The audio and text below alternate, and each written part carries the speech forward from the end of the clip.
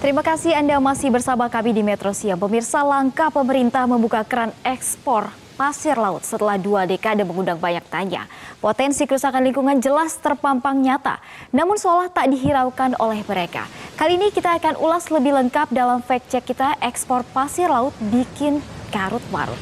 15 Mei, Presiden Joko Widodo membuka keran ekspor pasir laut yang sebelumnya sudah ditutup pada era Megawati, di mana aturan yang melarang tertuang dalam SK Penmenrindak, yaitu pada tahun 2003 tentang penghentian sementara ekspor pasir laut. Menteri yang menjabat kala itu ialah Rini Sumarno. Kita lihat infografisnya berikut ini, bahwa pada tahun 2003 jelas sudah dilarang melalui SK Menperindak, yaitu nomor 117/MPP/Cap/2/2003, yang mana pasal 2 itu berbunyi ekspor pasir laut sebagaimana dimaksud dalam pasal 1 dihentikan dari seluruh wilayah negara Republik Indonesia. Sedangkan aturan baru itu yang tertuang dalam PP nomor 26 tentang atau tahun 2023 tentang pengelolaan hasil sedimentasi di laut. Di pasal 9 ayat 2 poin D menyebut ekspor ini diperbolehkan sepanjang kebutuhan dalam negeri terpenuhi dan sesuai dengan ketentuan peraturan perundang-undangan. Inilah saat 2003 kemudian dilarang, namun di tahun 2023 atau 20 tahun berselang akhirnya kembali diizinkan. Sementara itu Menteri Kelautan dan Perikanan Sakti Wahyu Trenggono menyebut ekspor pasir laut ke luar negeri ini hanya akan menggunakan sedimentasi di beberapa titik tertentu dan akan melalui kajian kelak. Kita dengarkan dulu pernyataan selengkapnya dari Menteri Kelautan dan juga Perikanan. Selama itu betul-betul adalah hasil sedimentasi, dan hasil sedimentasi itu yang menentukan. Tadi saya sudah minta salah satunya adalah tim Greenpeace, tim lingkungan ya, lembaga lingkungan LSM. Kalau dia mengatakan ya ini benar-benar hasil sedimentasi, boleh aja penggunaannya, boleh dalam negeri, boleh keluar negeri, nggak apa-apa selama dia bayarnya mahal ke dalam negeri. Kok yang untung Johor melulu? Ya kan? Ya, Johor ngambilnya dari mana? Jangan-jangan ngambilnya dari kita juga. Ya kalau ngambilnya dari kita, mana tahu saya. Tapi benarkah dengan mengambil pasir laut hasil sedimentasi akan menghilangkan dampak kerusakan lingkungan?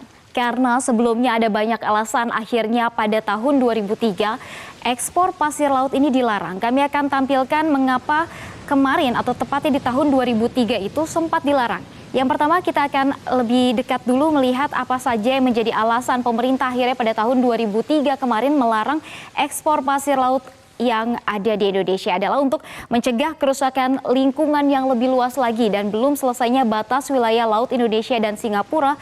Kemudian yang ketiga adalah tenggelamnya pulau kecil di sekitar Kepulauan Riau, dan yang terakhir adalah hampir membuat Pulau Nipa di Batam tenggelam. Inilah yang menjadi alasan-alasan mengapa di tahun 2003 akhirnya ekspor pasir laut ini harus dihentikan oleh pemerintah.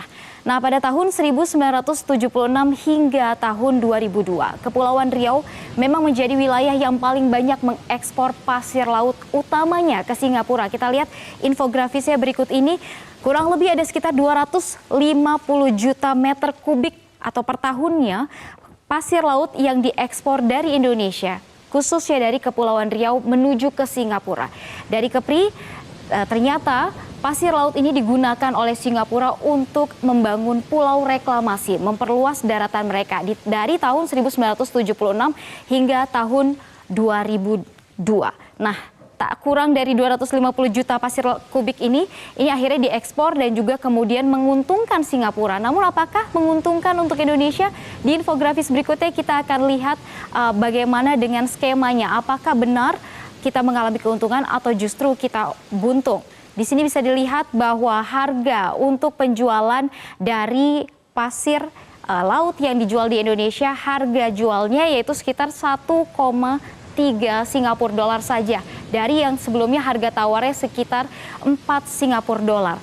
Sehingga per tahun saja Indonesia ini sudah mengalami kerugian 540 juta Singapura dolar atau setara dengan 2,7 triliun rupiah. Ingat, ini adalah kerugian per tahun dan sudah lebih dari 3 dekade Indonesia ini mengekspor pasir laut ke Singapura.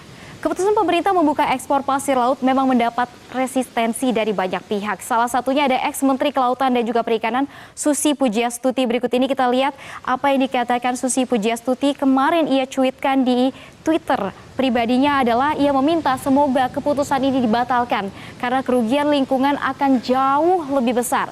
Climate change sudah terasa dan juga berdampak. Janganlah diperparah dengan penambangan pasir. Itu yang ia katakan.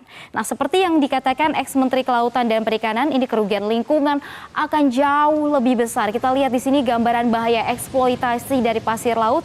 Apa saja yang bisa menjadi bahayanya?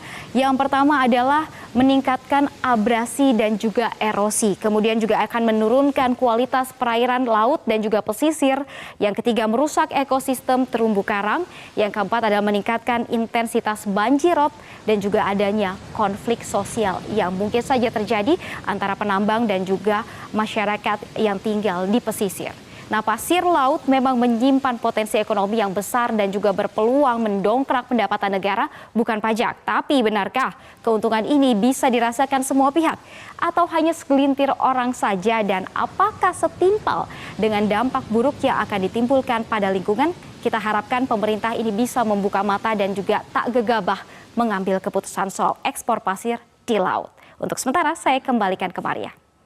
Baik, terima kasih untuk analisanya dalam segmen Fact Check Livia Ramadanti.